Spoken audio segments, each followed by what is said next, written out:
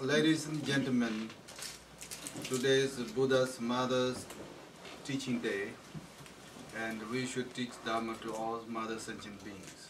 And here is Autumn on Teach Dharma. Thank you, Kempo. Today I'm going to talk a little bit about hell, about the result of my negative thinking, the result of all beings' negative thinking, and where that leads them, especially anger. So, in this life, we have this precious human body, and we are endowed, hearing these teachings, with the 18 leisures and endowments.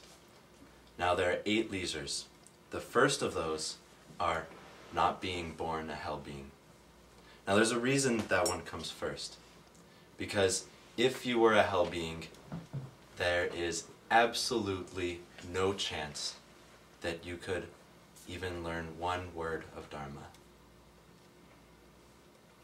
There is no situation in hell that you can recite mantras, that you can receive teachings even close to a level that we can.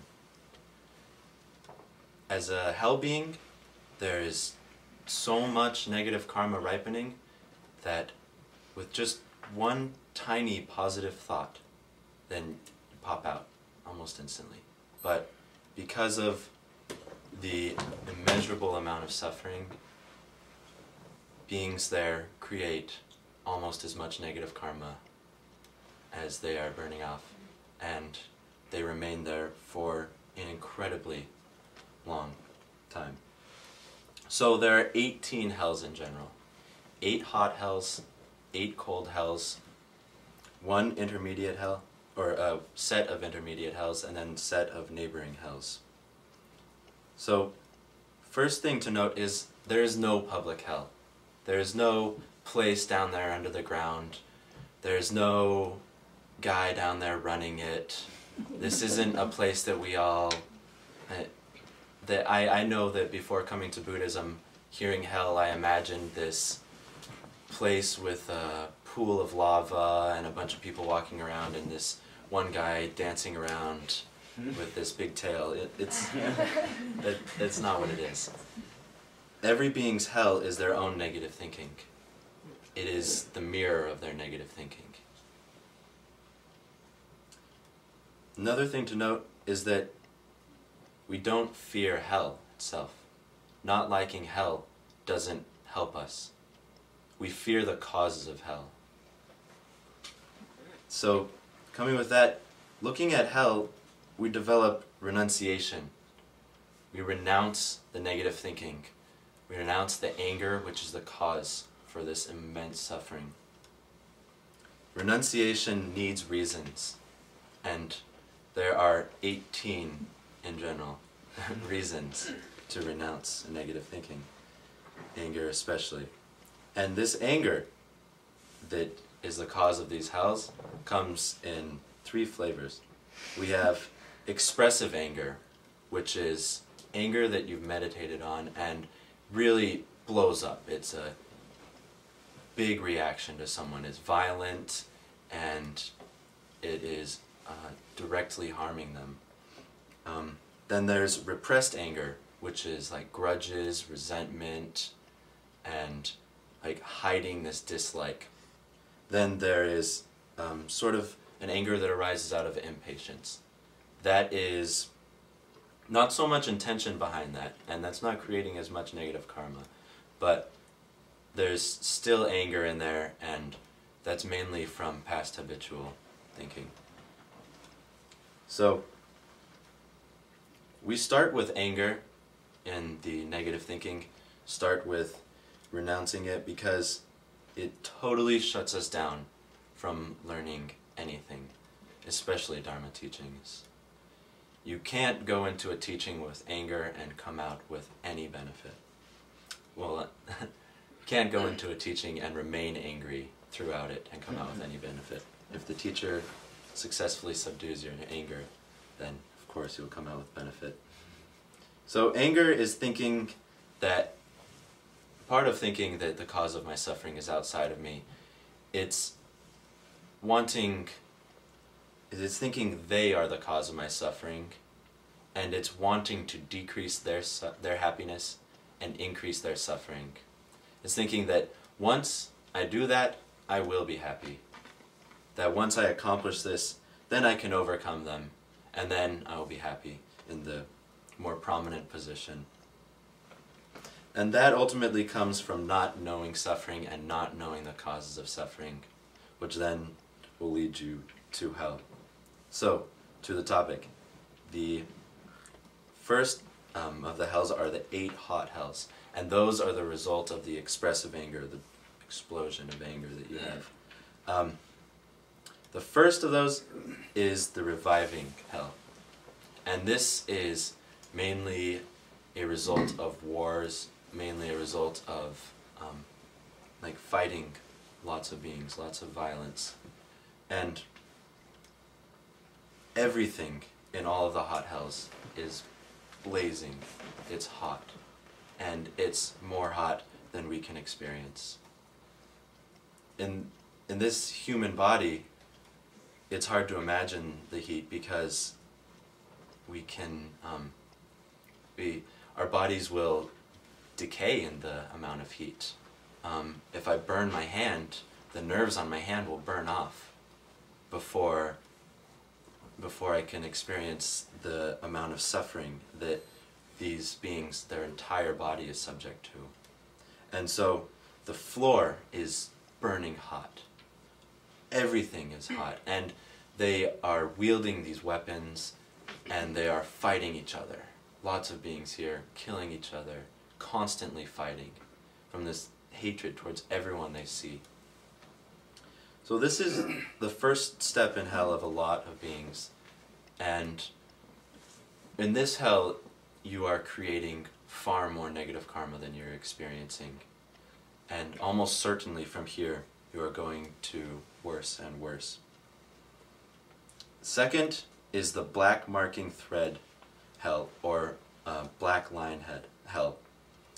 Here Yama's attendants will mark you with black lines and cut you up with saws, and will do this over and over and over and over again. They'll mark you up 4 pieces, 8, 16, 32, and so forth. And they cut you, and your body comes back together, and they cut again.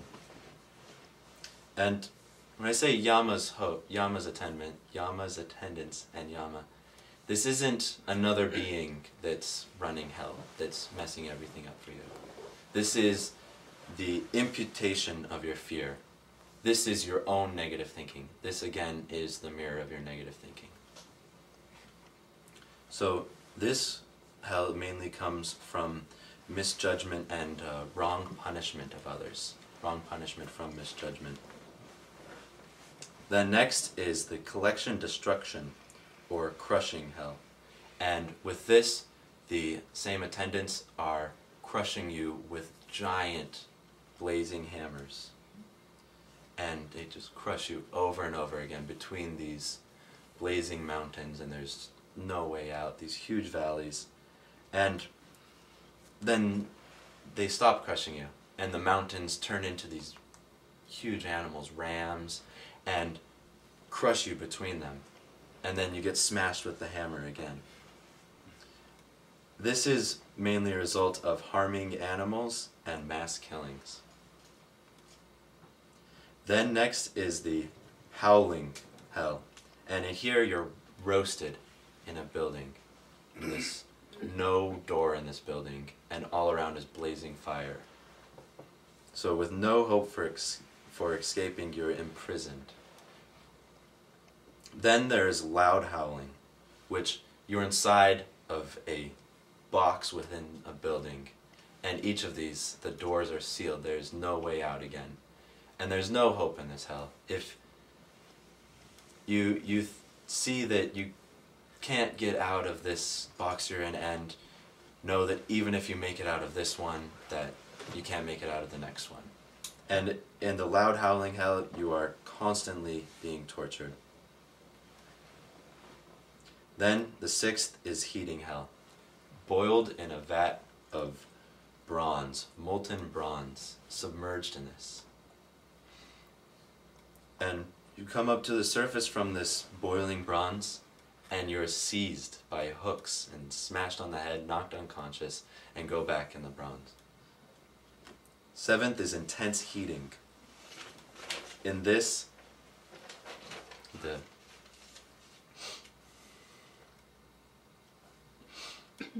you're impaled with a trident through your feet and through your lower orifice. It goes up through your shoulders and through your head. And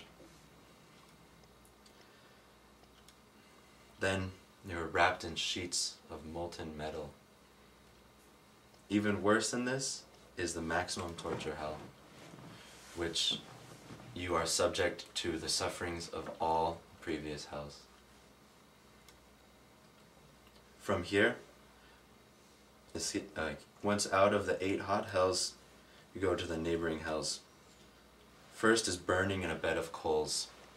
You escape and you think you see a nice little crevice to jump into, and you jump in and it's burning coals.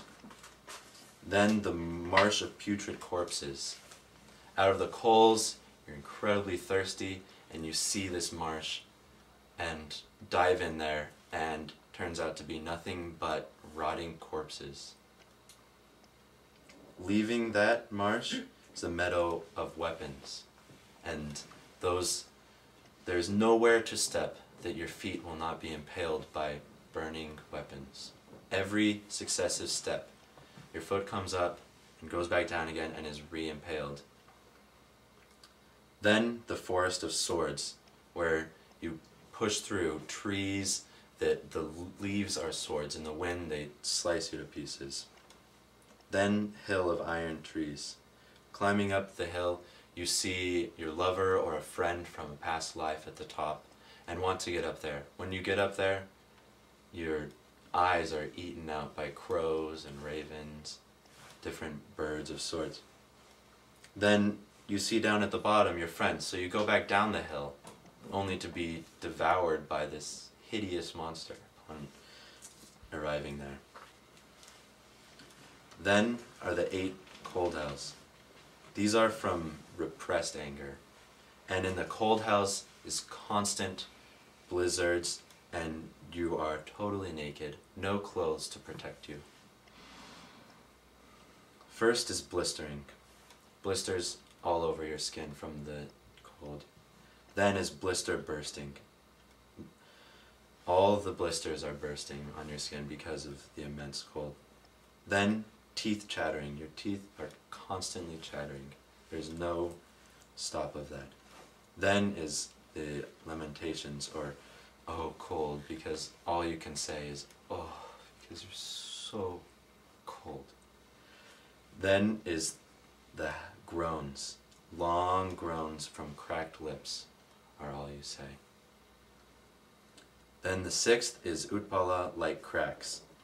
Your skin turns blue and splits into 4 pieces, and you have cracks all over. Then the 7th is lotus-like cracks, where they split into 8. Then there's large great lotus-like cracks. Then it splits into 16, 32, and then innumerable pieces. Worms, little creatures with metal beaks, are eating away at your raw flesh. And again, these aren't actual beings there. This is just the mirror of your negative thinking. In the cold hell, your lifespan increases by 20 times than the previous. In the hot hells, your lifespan increases exponentially from the previous. Because you're feeling more suffering, you feel that time is much, much longer. There are beings there right now. You need to develop compassion towards them, or else this becomes a huge source of fear. Then there's the intermediate hell. This is varied. This is all different sorts of sufferings. Crushed between rocks and a stone, frozen in ice, being cooked. The beings will feel like objects such as mortars or brooms. Pans, doors, fireplaces, ropes are parts of their bodies, So when they're used, they feel suffering as if it were them. There was a butcher who vowed not to kill at nighttime. And this was around the time the Buddha was alive. So his vow to not kill at night had some benefit, but he still killed in the day. There were, so as a result, in his next life,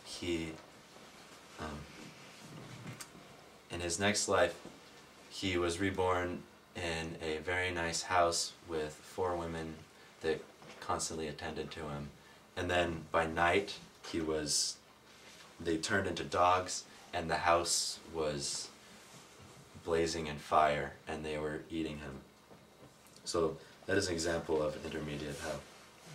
Each person's negative thinking is a portable hell. Everyone's bringing it around with them. There's no public hell. Everyone has their own if they have the cause for it. We don't want to practice because we see our lives as good enough. We don't recognize that this could happen to me because I don't experience this suffering. I don't think it exists. Our thinking has a measurable capacity, and because of that, we can create immeasurable suffering for ourselves. We think, starvation? No way. I have so much food. Same thing, hell? No way. There's no way that I could feel that pain. But there's no logic behind that. We can't base things off of my not experiencing it and not feeling it. Just because I can't see the animals at the bottom of the sea doesn't mean there are animals at the bottom of the sea. So, just the same as we can create immeasurable suffering for ourselves, we can create immeasurable happiness. We need to repeat that we are grateful that we have the causes to not be a hell being. And if we repeat that, and we engage in the causes to not be a hell being, then there is no way to be born in hell.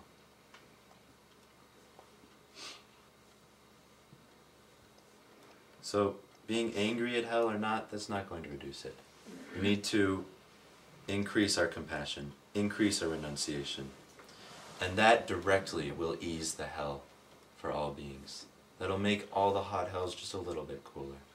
That'll make all the cold hells just a little bit warmer. It's important to know that our thinking has power to change this. Hell and Yama are just mirrors of negative thinking. And I want to end with the image.